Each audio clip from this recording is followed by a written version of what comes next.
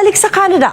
Hatid na siya saya para sa Filipino community sa Toronto sa nakatakdang pagtatanghal ng YouTube sensation reggae group Elias J TV Band. Ang concert paraan din para makalikom ng donasyon sa mga apektado ng nakalipas na bagyong Tino sa Pilipinas. May report si Paula Saraza. Sa kanyang mga energetic performance at pagkanta ng reggae songs,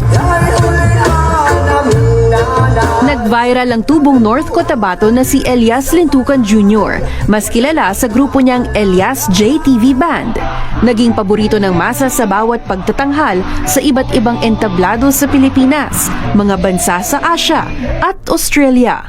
At ngayong Nobyembre, nakatakda ang kauna-unahang concert nila sa Canada. Hindi namin in-expect na makarating kami kahit saang lugar. Sa lahat po ng mga fans namin dyan, followers, maraming salamat po sa inyo. Kung hindi po dahil sa inyo, hindi po kami makakarating dito.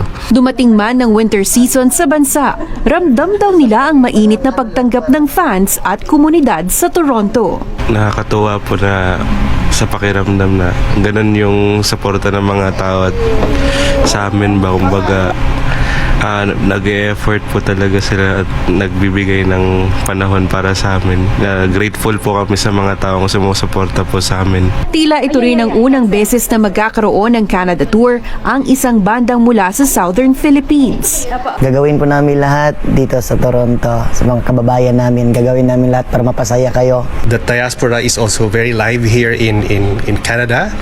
So hopefully this thoughtful effort of bringing in some of those representation from the Philippines can also inspire other bands even the Philippines. We've got a very diverse community back home and we also want to bring them here as well. Kamakailan lamang ng tamaan ng ilang probinsya ng mga sakuna, gaya ng Super Typhoon Tino. Para gawing mas makabuluhan ang concert, kaagapay ang ilang courier companies, hinihimok ang mga dadalo na magbigay ng in-kind donations, gaya ng ready-to-eat meals, delata at hygiene essentials para sa pagbangon ng mga pamilyang apektado.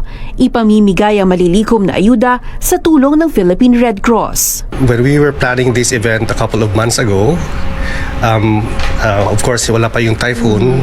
Then with the recent typhoons last early November, we thought we must do something about it because some other friends are also urging us that it's an opportunity since pag-gather na yung mga Filipinos.